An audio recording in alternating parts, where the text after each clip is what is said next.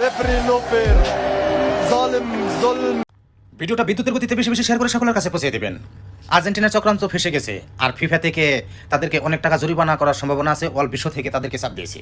কালকে মিশর বনাম আর্জেন্টিনার খেলা, সম্পূর্ণ খেলা এত পরিমাণ ফাউল করেছে, তারপরেও এই আর্জেন্টিনার প্লেয়ারদের কোনো ফাউল ধরে নাই। আর মিশর যদি হালকা টাচ করছে, তারা অভিনয় করে ভেঙে পড়েছে, মাটিতে লুটে পড়েছে, তারপরেও তাদেরকে ফাউল ধরে একের পর এক 25 মিনিটের মধ্যে 2টা গোল শোধ করে আরেকটা গোল দিয়ে দিয়েছে, 1 গোলে জিতে গেছে আর্জেন্টিনা।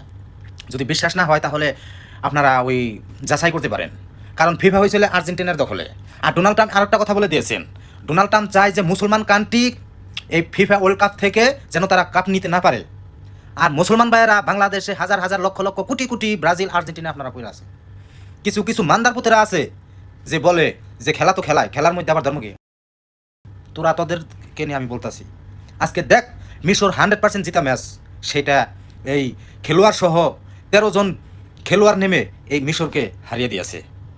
তারপরে তোদের লজ্জা শরম নাই, তারপরে তোরা ওই আর্জেন্টিনায় থাকবি। আরে তারা কিন্তু এক আছে, তারা ধর্মের জন্য তারা অনেক কিছুই করতে পারে। এই খেলাটাই যদি খ্রিস্টানের সাথে হতো তাহলে ইজিভাবে 100% আমি গ্যারান্টি দিয়ে বলি আর্জেন্টিনা হারতো। কিন্তু মুসলমান তোরা কোনো দিন বুঝতে পারবি না, তোরা এই ধর্মের জন্য খ্রিস্টানকে তোরা সাপোর্ট করে যাবি। আর কিছু কিছু অমানুষের বাচ্চারা বলে যে এই আর্জেন্টিনা সাপোর্ট করি, এটার মধ্যে আবার ওই ধর্মের কি, ধর্ম কেন আসবেও? আরে তোরা না আসলে পরে তো ওরা তো আসে। ওরা চায় যে মুসলমান কান্ট্রি এই দেশে থেকে কাপ না নিয়ে যাইতে পারে। এই যে মরক্কো আছে, এই মরক্কোর সাথে এই ম্যাচটা এরকম করবো, তারা 2 নাম্বারই করবো, ডুপ্লিকেট করবো, মরক্কোরে যেভাবে হোক টাইনা হ্যাসরিয়া তারা হারাইবো। তাদের এটা চক্রান্ত। মরক্কোর সাথে কার সাথে খেলা আছে তাও জানি না। তো হে মুসলমানেরা, আপনারা এখনও সময় আছে, সময় থাকতে বুঝেন, সময় থাকতে প্রস্তুত হন। আপনারা কবে বুঝবেন? কিছুদিন আগে দেখলাম যে ব্রাজিল হারার কারণে, এই খ্রিস্টানরা হারার কারণে কিছু কিছু মানুষ দেখি যে ওই মৃত্যুবরণ করেছে। তো আমার কথা একটাই, তারা মিল রয়েছে, তাহলে মুসলমান কেন মিল থাকতে পারবো না? এটাই হচ্ছে আমাদের প্রশ্ন।